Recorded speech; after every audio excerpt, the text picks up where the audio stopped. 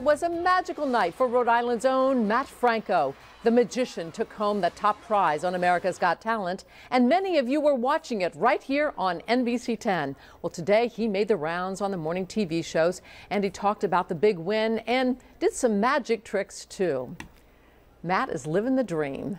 Good evening, everyone. I'm Patrice Wood. Mat Franco even took some time to talk to my co-anchor Dan Janig in New York.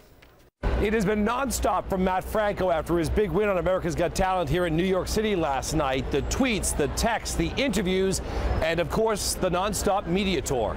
How'd it feel, that moment right just there? amazing. It's an overwhelming feeling. And that's how Mat Franco spent his morning, one of dozens of national interviews after a big night. Mat Franco! It's just so much all at once. You have winning the show.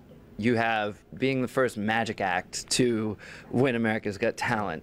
You have the Vegas show coming up at the end of this month at Planet Hollywood that I'm going to now headline with some of my other favorite acts from the show, you know? And I'm going to headline that show. And then it's like almost like this whole $1 million thing is an afterthought. It's like, oh yeah, that's right. And there's this whole $1 million prize. It's really too much to take in all at once, Dan.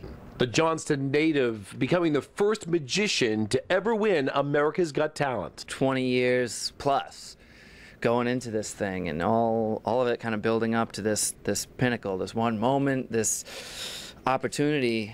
I just am so glad that it turned out the way it did. There's a lot of luck involved, and there's a lot of time and effort involved, but really it's just a lot of people's support. And still so thankful. They're the ones that brought me to this point, and even beyond that, to win. Right. We heard how the judges loved him. Mat Franco had it harder than most of the acts. The singers, they can sing someone else's song. Every week, Matt had to go out there, create a magic trick that he did in front of millions of people. He wasn't used to that. He got up on stage at Radio City Music Hall.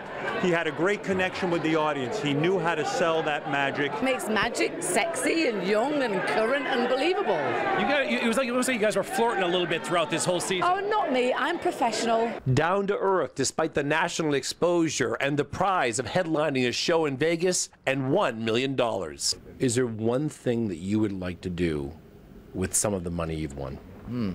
Yeah, I think a vacation's in order. And I'd say he deserves a vacation. He says he wants to go someplace warm, but in the meantime, he heads back to Rhode Island, then he's back on the road with his magic trick.